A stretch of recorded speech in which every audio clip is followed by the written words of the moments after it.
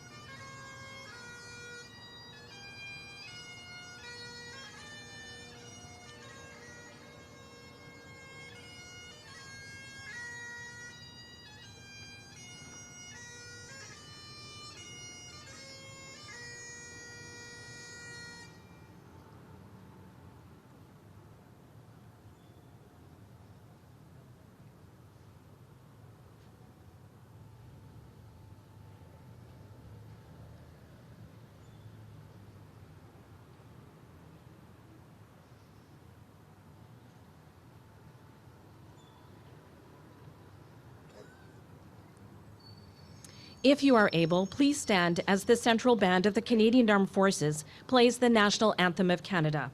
Veuillez vous lever pour l'hymne national du Canada.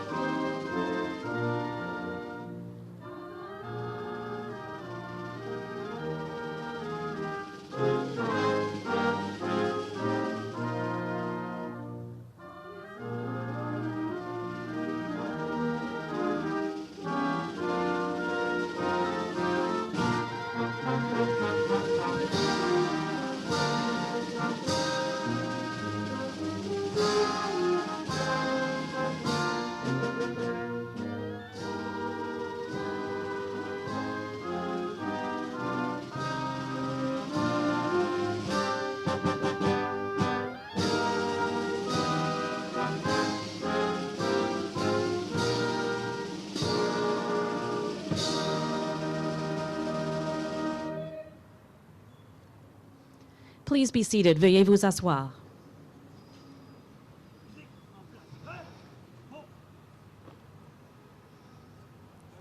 Veterans, distinguished guests, ladies and gentlemen, welcome. My name is Najma Bond. I'm the Manager of Communications at the Royal Canadian Legion's National Headquarters. Today, I have the honor of being your Master of Ceremonies. On behalf of Veterans Affairs Canada and the Royal Canadian Legion, welcome to this solemn and significant occasion, the 25th anniversary of the Tomb of the Unknown Soldier. I acknowledge that we are gathered on the traditional, unceded, unsurrendered territory of the Anishinaabe Algonquin people. As guests, we are honored to gather here today, and we thank all the generations of Anishinaabe Algonquin people who have and continue to take care of the rivers that sustain life, the trees that shade us, and the paths that connect us. Je rends hommage à tous les peuples des Premières Nations, les Inuits et les Métis, à leurs ancêtres, à leurs aînés et à leurs précieuses contributions passées et présentes à cette terre.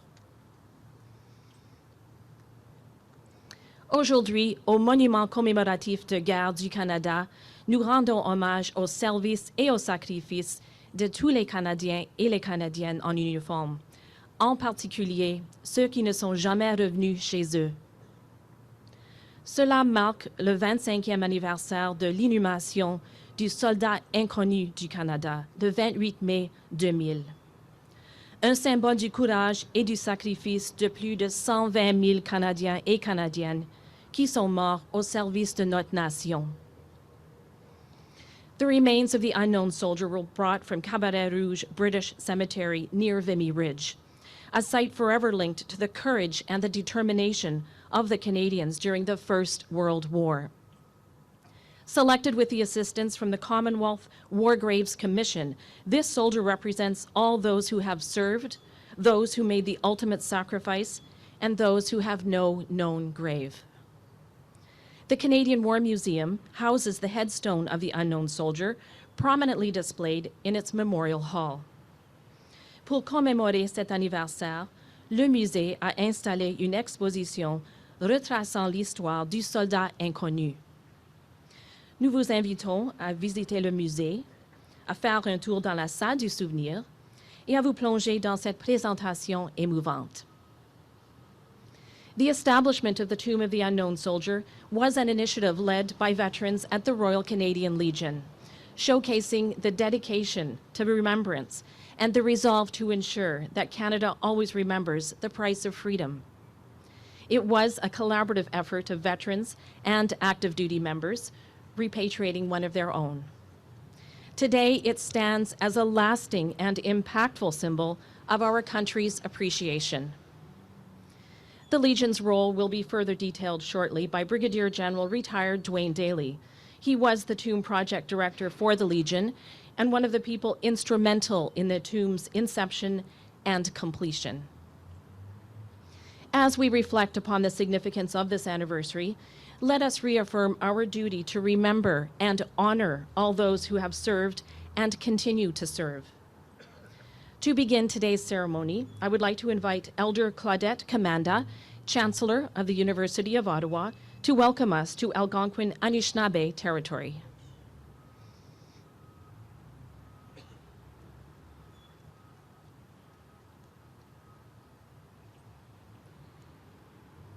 Kweshiba, bon matin, good morning to all.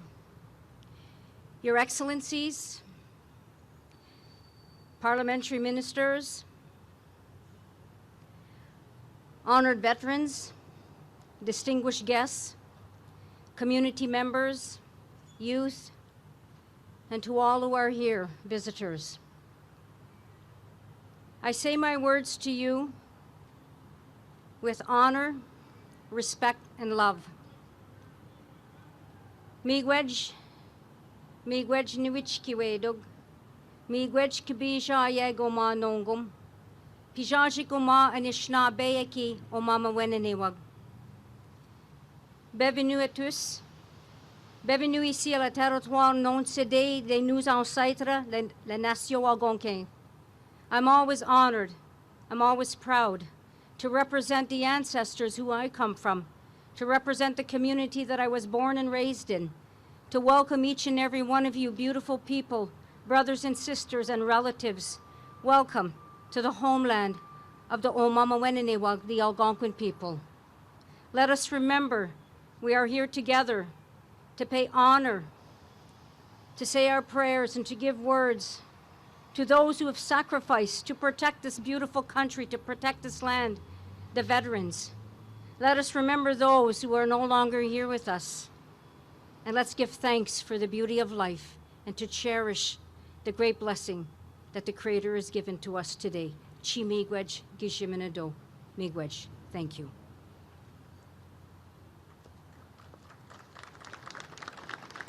Miigwech, thank you, merci. J'invite maintenant Son Excellence la très honorable Mary Simon, la gouverneure générale du Canada, à prendre la parole.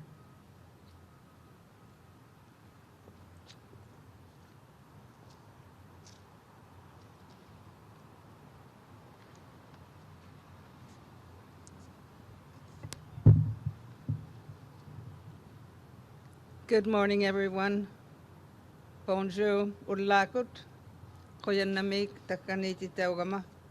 Thank you, Elder Commander, Madame Clarkson, Minister McKnight,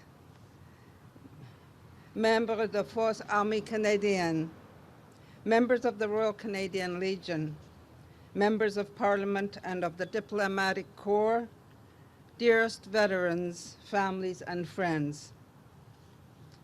I am honored to join you on the traditional unceded territory of the Algonquin Anishinaabe Nation as we commemorate this historic moment that continues to hold profound significance today. Il y a 25 ans, rapatriement du soldat Kinu a apporté un sentiment de paiement et de reverence.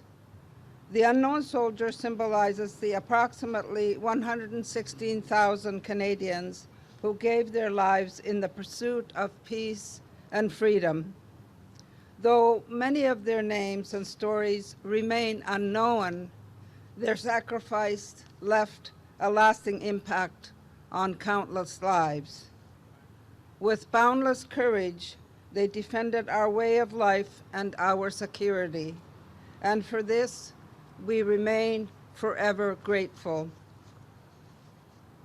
En août, j'ai visité le Mémorial National du Canada à Vimy, en France. I also visited the Beaumont Hamel Newfoundland Memorial in France. As our guides described the dire reality of the trenches, I kept thinking of the young people who went through these dark days and of their families who endured the pain of loss. May we continue to honor our fallen, our veterans, and the vital work that our Canadian Armed Forces have carried out to this day. Nos anciens combattants continue de m'inspirer. Earlier this month, at the Holton Canadian War Cemetery in the Netherlands, I had the honor of meeting Canadian veterans of the Second World War in person, whose ages ranged from 96 to 105. They told me poignant stories of their wartime experiences. For many, survival felt nothing short of a miracle, as they had lost numerous close friends in the battle.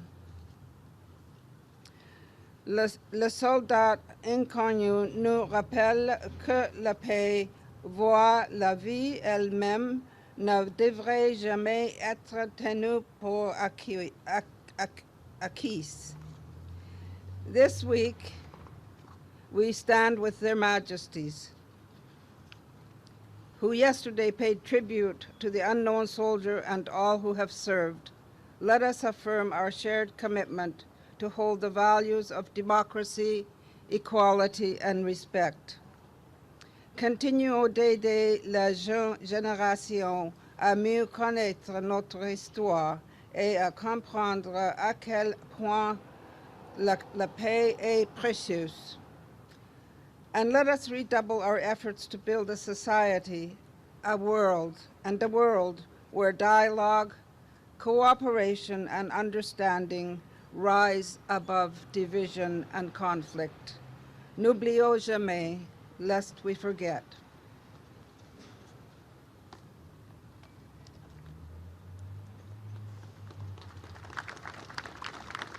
Thank you, merci. I now welcome the Canadian Military Wives Choir to perform We Will Remember Them. J'invite maintenant la chorale des épouses militaires canadiennes à chanter We Will Remember Them.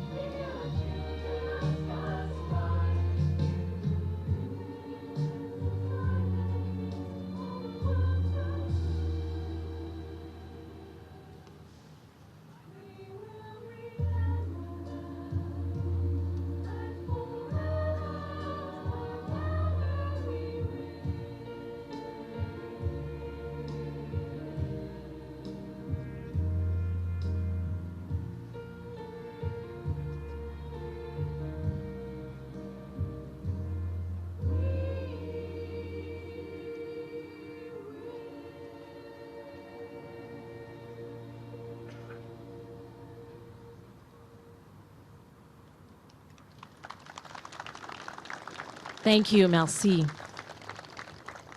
Now, it is my distinct privilege to invite Vice Admiral Larry Murray, retired, and Brigadier General Dwayne Daly, retired, on behalf of the Royal Canadian Legion to deliver joint remarks.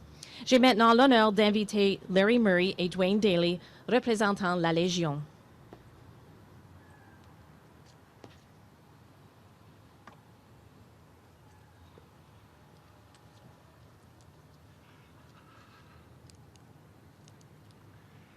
Good morning, bonjour. I'm honored and grateful to be here on behalf of the Royal Canadian Legion at this historic ceremony, and it's a great privilege to have Her Excellency Governor General Mary Simon attend and speak to us this morning. It's fitting because 25 years ago, it was the Governor General of that time, Adrian Clarkson, who spoke so eloquently at the dedication of the Tomb of the Unknown Soldier on May 28, 2000. And it's wonderful that Madam Clarkson is here this morning as well. It's also terrific.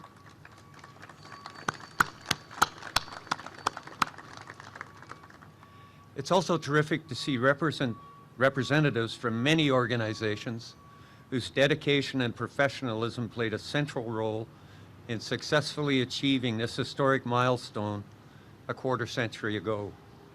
Members of the Canadian Armed Forces, public officials from the federal government, the City of Ottawa, and the National Capital Commission all did an amazing job.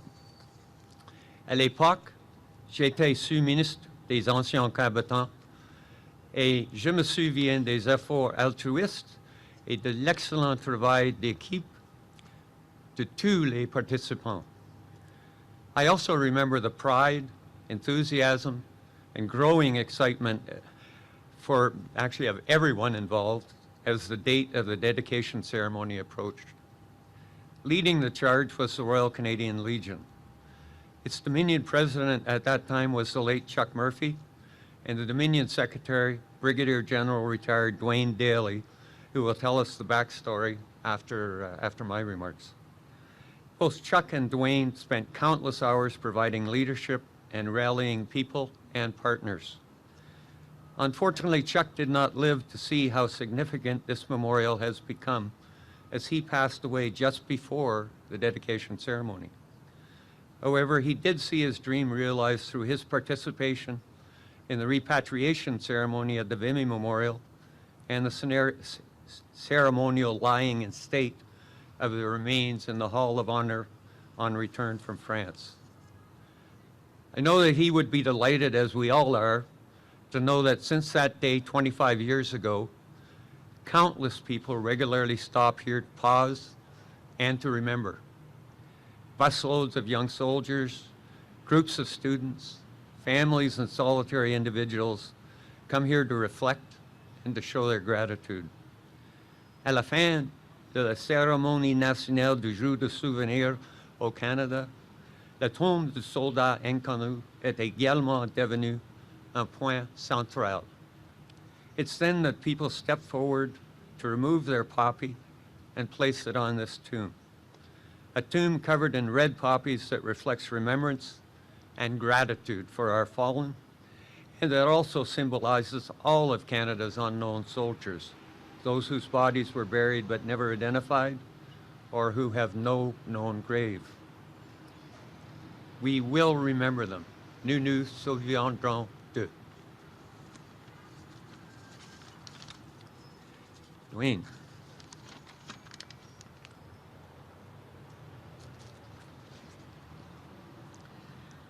Morning, sir. Good morning.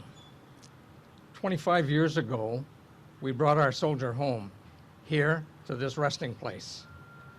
This was the culmination of a determined effort by members of the Royal Canadian Legion, who, with the collaboration of Veterans Affairs and others, made it a reality. But it was not an easy process. It's important to understand the tomb's history and just how committed our veterans were in making this happen. Following the Great War and years thereafter, the Legion had pressured the Government of Canada to repatriate an unknown soldier. But these requests were turned down on the basis that the British Tomb of the Unknown Warrior had already been established on behalf of the full Empire and Commonwealth. Even the dedication of the Australian tomb of the unknown soldier in 1993 did little to change the government's decision.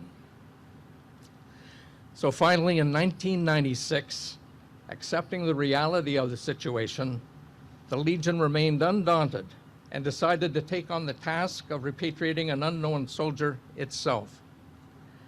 Committing significant financial resources, the Dominion President and Executive were resolved to establish the tomb in Ottawa as a year 2000 millennial remembrance project. Recognizing the Legion was determined to implement such a project, Veterans Affairs indicated it would support the program in any way possible within its financial constraints. A public survey was commissioned, and the result indicated overwhelming support for the Legion and the proposed tomb project. Even so, as the project got underway, the Legion continued to face challenges as to the overall cost and design requirements. But then, as one of our members said, the magic happened. With the Legion up front to coordinate and manage the tomb project, and now with evident public support across the nation, the situation rapidly changed.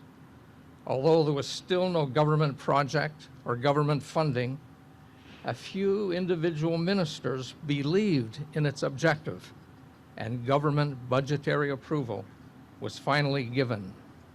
The financial uncertainty was now resolved. Most specifically, Public Works agreed to prepare the War Memorial site and to actually build the tomb itself.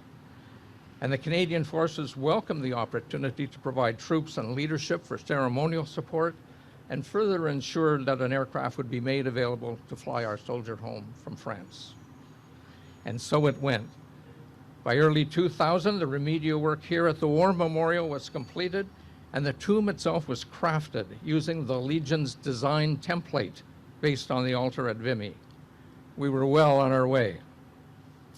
The Canadian Agency of the War Graves Commission oversaw the recovery of our soldier from the Cabaret Rouge Cemetery outside of Vimy, and the RCAF, with Veterans Affairs assistance, brought him home.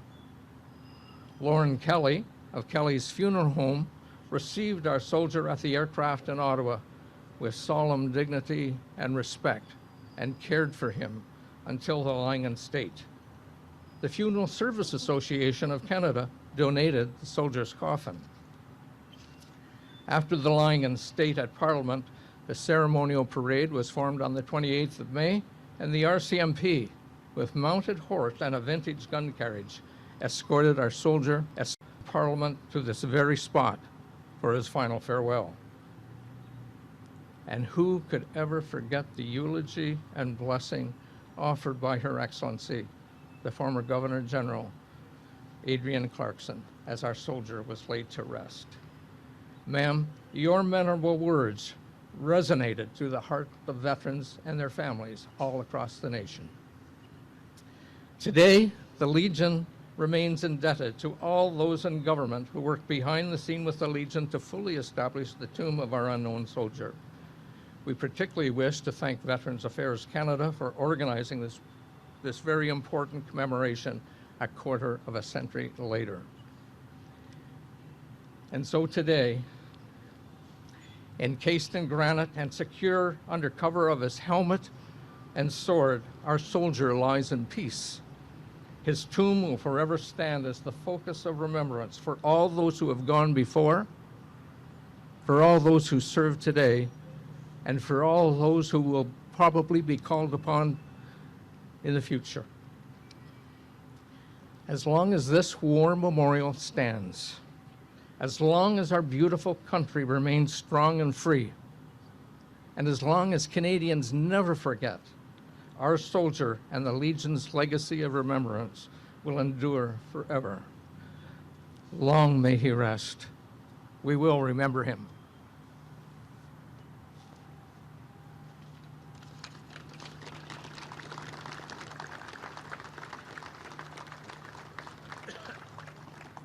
Thank you both. Merci.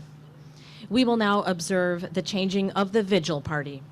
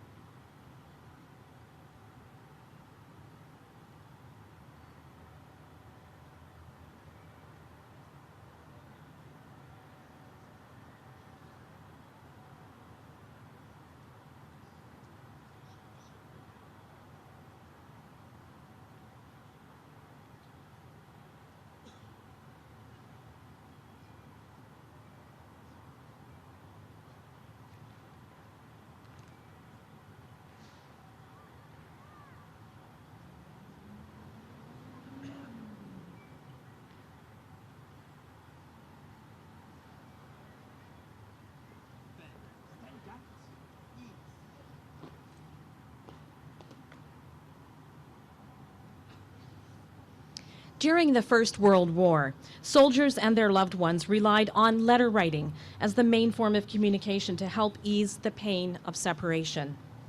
Soldiers wrote letters in spare moments, sometimes from the front line trenches or in the calmer surroundings behind the lines. Censorship dictated what service members were permitted to disclose in those letters. However, their letters offer personal and powerful insight into life on the battlefield. Receiving letters from family and friends was also vital to morale, keeping our soldiers connected to the homes they had left behind. Le lieutenant Hart Leach est né à Winnipeg, au Manitoba, le 9 mars 1889, de parents John Hilliard Leach et Ida L. Leach. Quelques mois avant de rejoindre les troupes, Hart Leach était en train de terminer sa dernière année d'études en droit. Il s'attendait à se joindre au cabinet d'avocats de son père à Winnipeg, Leach, Sutton et Hamilton. Lieutenant Hart Leach enlisted in Winnipeg with the 61st Battalion on June 2, 1915.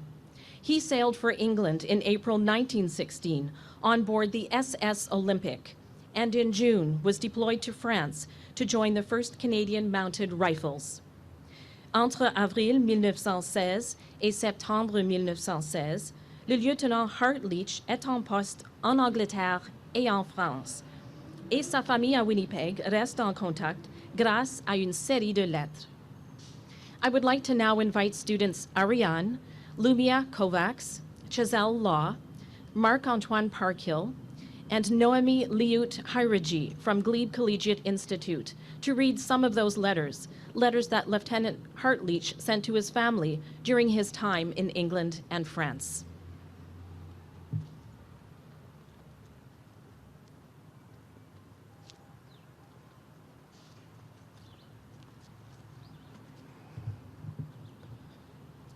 Borden, April 13, 1916. My dear mother, well, at last, I've got a minute or two to let you know I'm alive and kicking. Kicking a beat out, in fact. Had a dandy good time on the train going down to Montreal. Met Effie and spent 2 days wrestling with the angel. Arrived at Halifax April 1st and immediately embarked.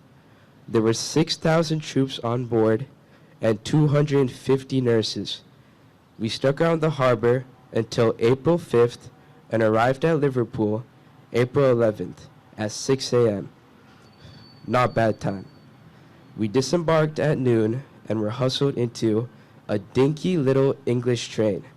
We landed at Borden about 11:30, marched to quarters, and didn't get off duty until 2:30 a.m.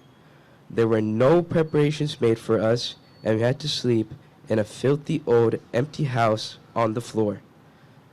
Give my love to Grandma and let Vern and the boss read this. I can't write individual letters. Oodles of love from your sleepy little boy, Hart. P.S. Love to everybody else.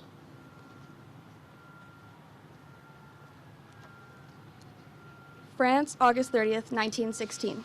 Dear old kid, I've managed to cop off a few minutes again, so here goes. Out of the line and drilling like the very Dickens, everything is attack, attack, attack. Villages, bush, open country, every conceivable kind of fighting and over every kind of obstacle. It's darned hard work, but it certainly puts you into shape. Despite the rotten weather and the aches and pains in muscle and bone, we can't deny feeling the glow of absolute health. Have you read my last letter to Mother? It's still pouring rain. The bottom of our tent is the cutest young lake. Everything I own is soaked, including myself, and I'm downright miserable. The tent we're in is nothing but a darned old sieve anyway. He finished writing and continued his letter another day. September 1st. It'll take a million years to get this off if I don't do it now. Weather's still rotten, and soldiering is not exactly one long round of pleasure. I told you I was getting fat. Bob Bryce, who has been away to school for a month, claimed he didn't recognize me. Said he thought it was the full moon. Love, Hart. Writing again soon.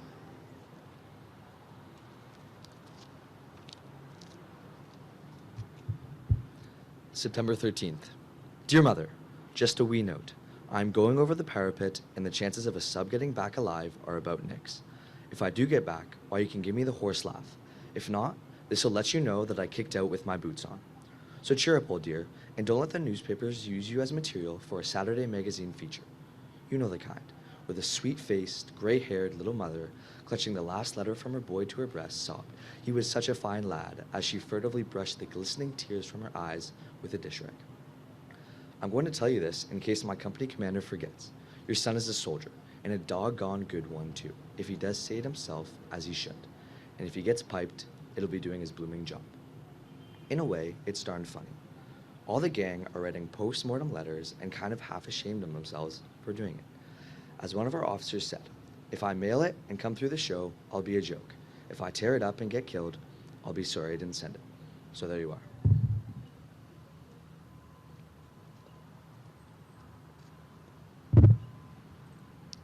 That letter was never mailed. It may have been that the young soldier, on second thought, concluded that the matter was too sentimental and that there would be joshing about the letters if the writers safely came home. Hart Leach was killed on September 16, 1916, at the age of 27, while serving at the front during the Battle of Mouquet Farm, part of the Battle of the Somme, in which the Canadians suffered heavy casualties.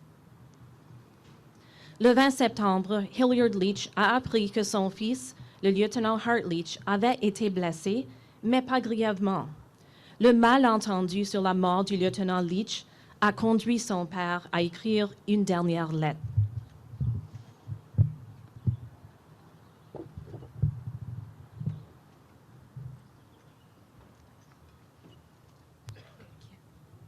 September 20th. My dear boy, I do not know where or quite how to write you tonight. We have today received the news that you are wounded. We do not know how badly or where you are, but infer that you have been in the recent tank drive at the Somme. Messages have also arrived, announcing so far 67 casualties amongst Winnipeg men, including Lieutenant Bob Rice and Trevor S. Bell, son of the Colonel W.G. Bell, both of whom were killed. I am hoping for the best, that you are not mortally wounded or permanently disabled, but with an anxious mind and a heart too full of emotion to be released from the severest restraints at this time. Cheer up, my boy.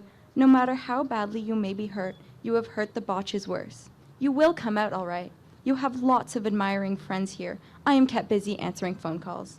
With lots of love and tenderest sympathy, I am your affectionate father.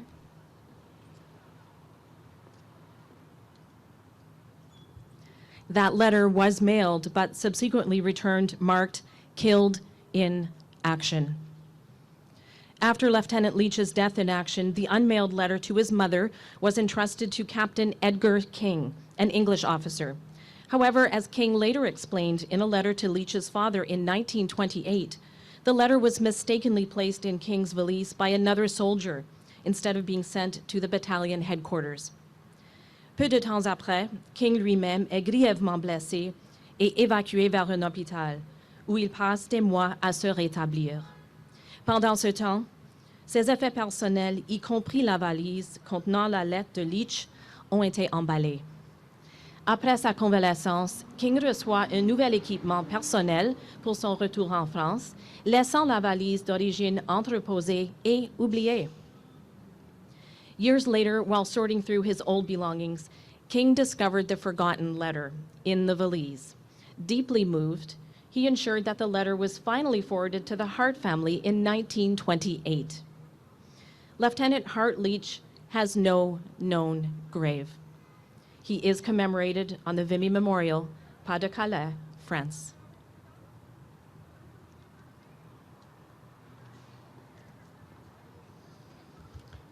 Just as the Second World War was about to begin, Ian A. McPhee, a former Glebe Collegiate student, penned an article for the 1938 edition of the school's yearbook.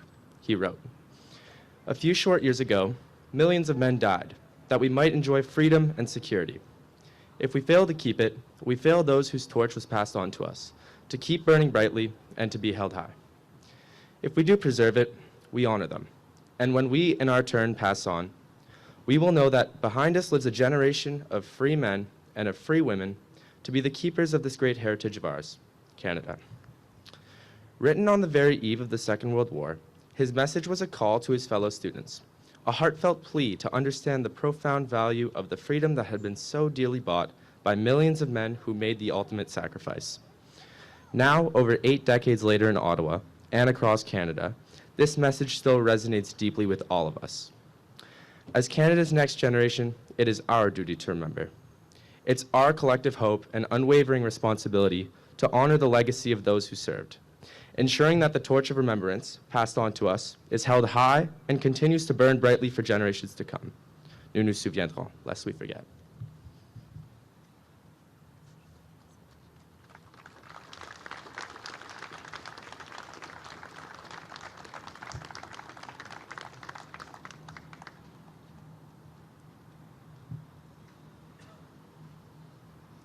During the next few minutes, we will hear the last post, followed by a moment of silence, the rouse and the lament.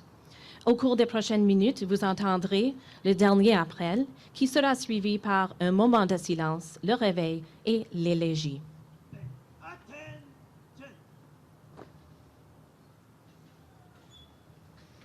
Chers invités, veuillez vous lever pour le dernier appel. Please rise if you are able for the playing of the last post.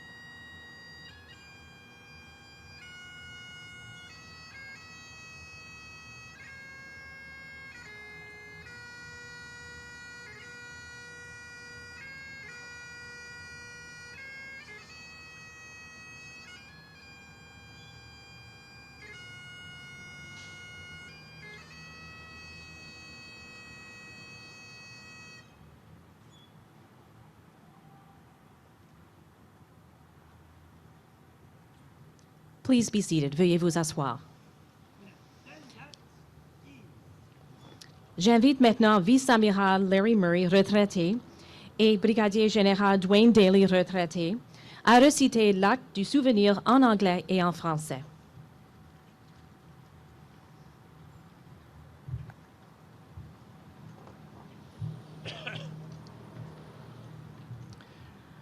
They shall grow not old, as we that are left grow old. Age shall not worry them, nor the years condemn. At the going down of the sun, and in the morning, we will remember them. Ils ne vieilliront pas comme nous qui leur avons survécu. Ils ne jamais connaîtront l'outrage ni le poids des années. Quand viendra l'heure du crépuscule et celle de l'aurore, nous nous souviendrons d'eux.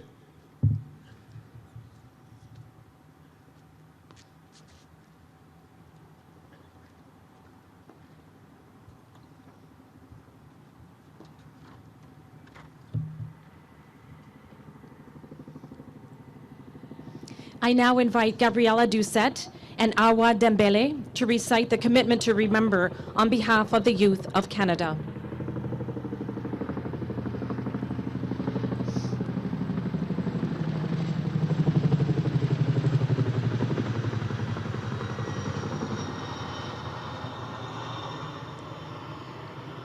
Au nom de la jeunesse du Canada, Gabriela Doucette et Awa Dembele réciteront la promesse du souvenir.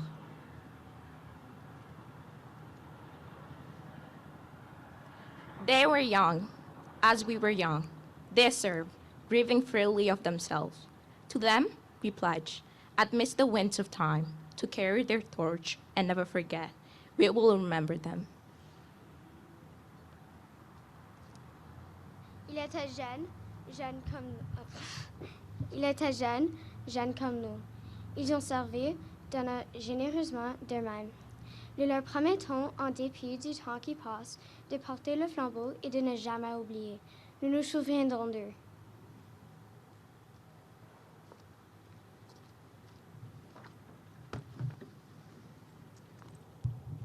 Thank you and merci.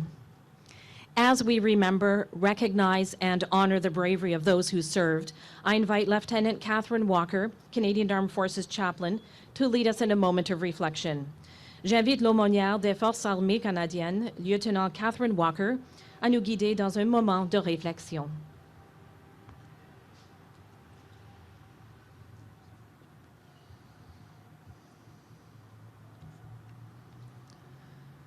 There are places that ask something of us, places we cannot pass by casually.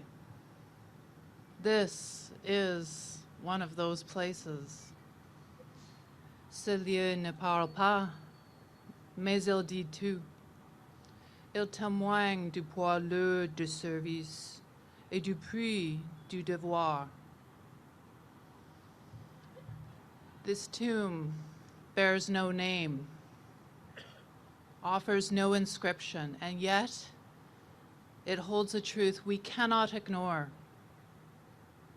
A truth every person in uniform and those close to them come to understand.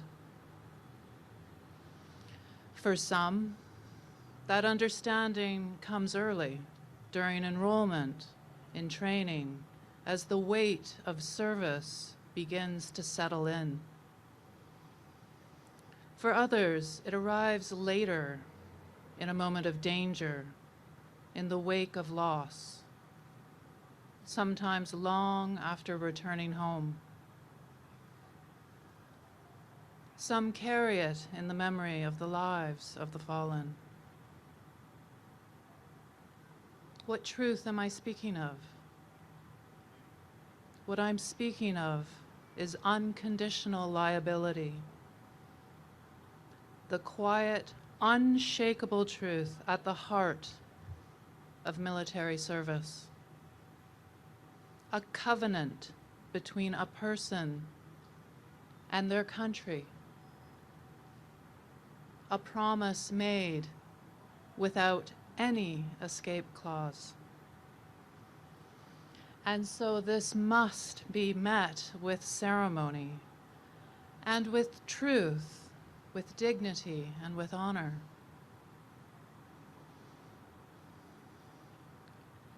Those in uniform safeguard the conditions of freedom. They fortify the strained infrastructures of peace. They step forward where others cannot, when others will not. And sometimes they do not return. Even here, at this place, service has carried the highest cost. Not long ago, a sentinel's life was taken in an act of violence while standing watch. Their memory is part of what we are honoring today. La paix a un prix. Elle est construite par le courage, entretenue par la mémoire, et protégée par ceux qui choisissent de servir. Lorsqu'un être humain donne sa vie pour son pays, elle ne meurt pas seule. C'est à nous tous de porter cette mémoire. This tomb is one eventuality of armed conflict. And it reminds us that peace does not erase the traces of war.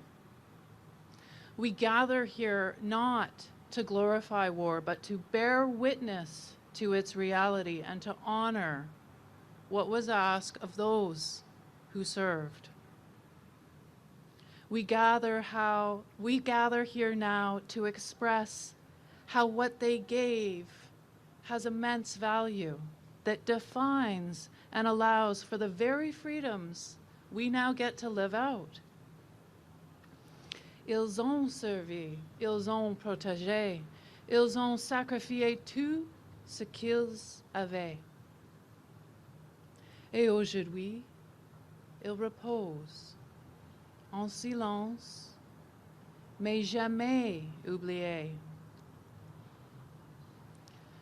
These centuries, standing in all weather, guard this covenant, this vow, and so do we, all here now, and also in our daily lives.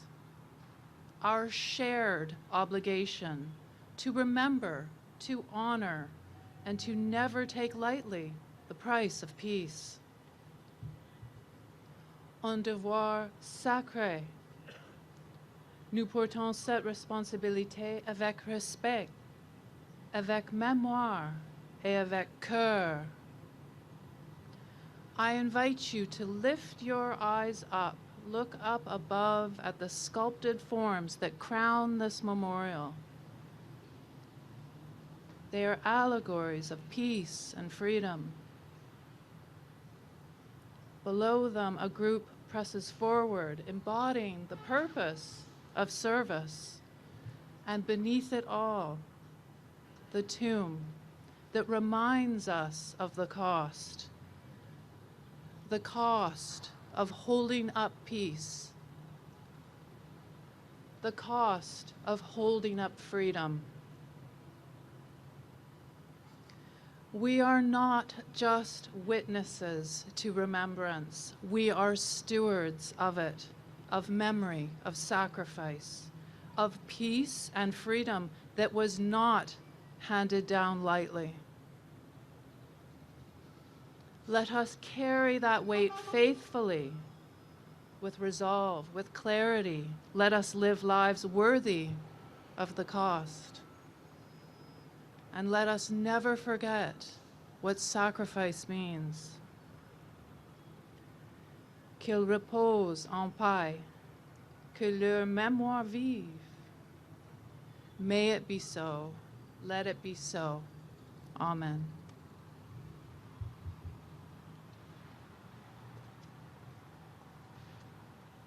Thank you. We will now proceed to the laying of a wreath and of poppies. On behalf of the people of Canada, Her Excellency, the Right Honourable Mary Simon, Governor General.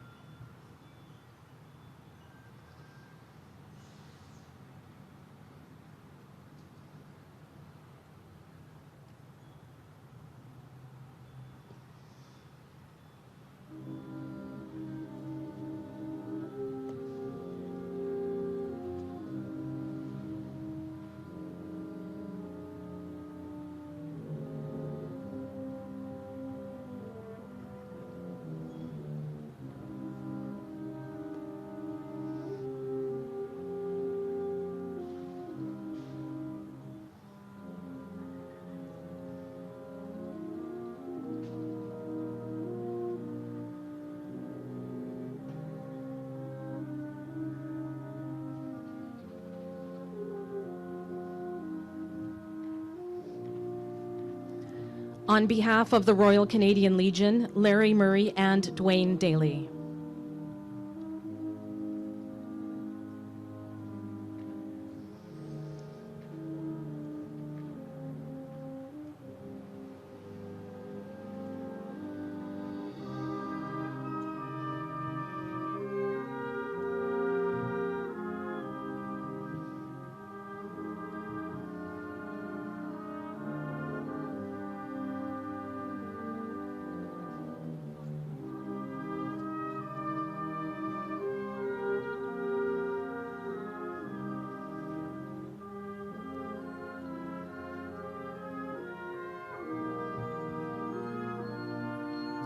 On behalf of the Government of Canada, the Honourable Jill McKnight, Minister of Veterans Affairs Canada and Associate Minister of National Defence.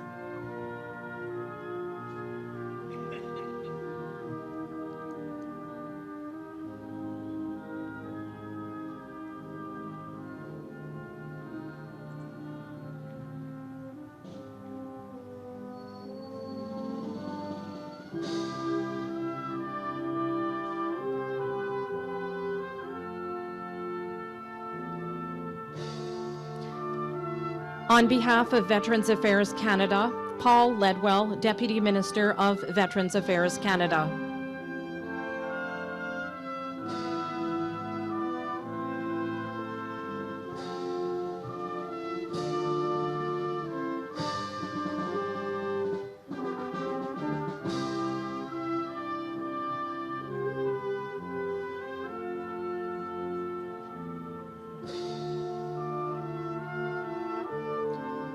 On behalf of the Canadian Armed Forces, Lieutenant General J.P.R. Prevost.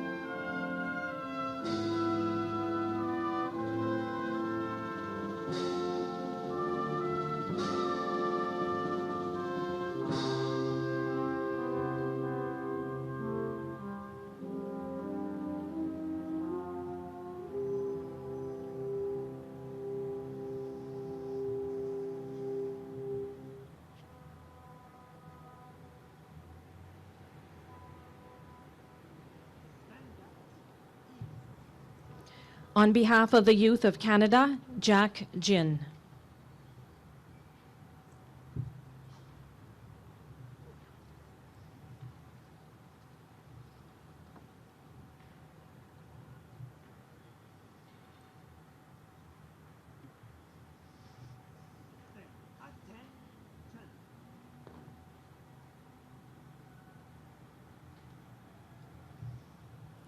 On behalf of Indigenous veterans, Chief Warrant Officer J.C. Young, retired, and Elder Claudette Kamanda.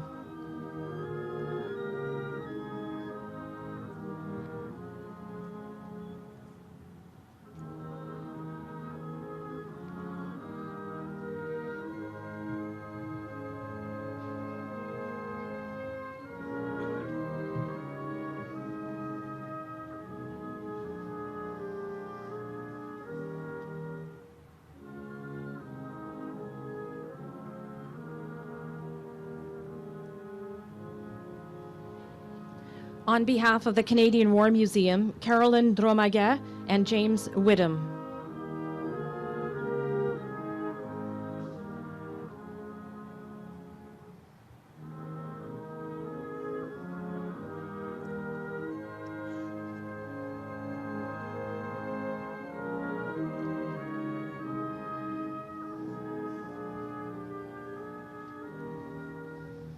And on behalf of the Commonwealth War Graves Commission, David Loveridge.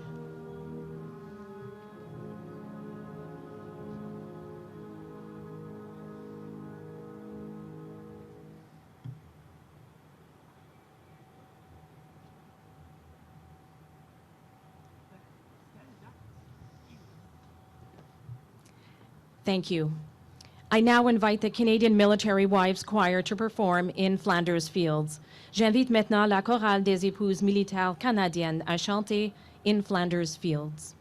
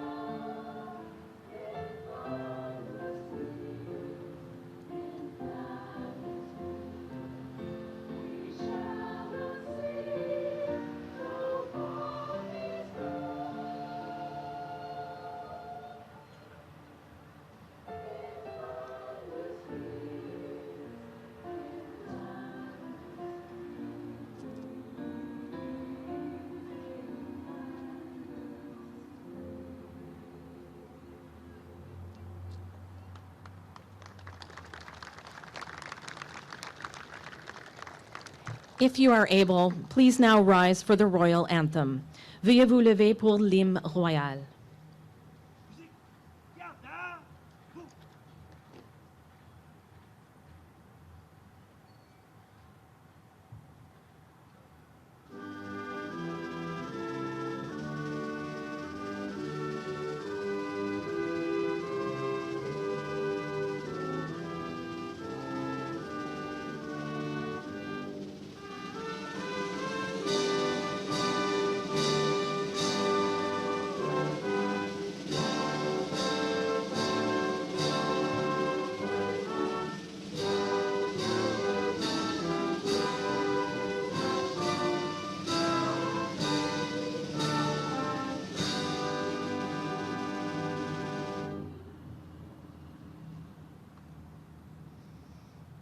You may be seated. Veuillez vous asseoir.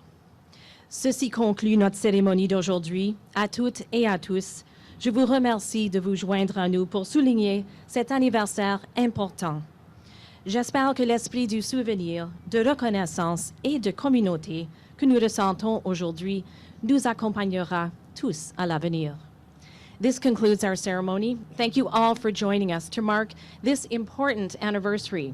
We hope the spirit of remembrance, recognition, and community felt today follows us all moving forward. As you depart today's ceremony, you are welcome to lay a wreath or a poppy at the base of the tomb of the unknown soldier to recognize this vitally important commemorative anniversary.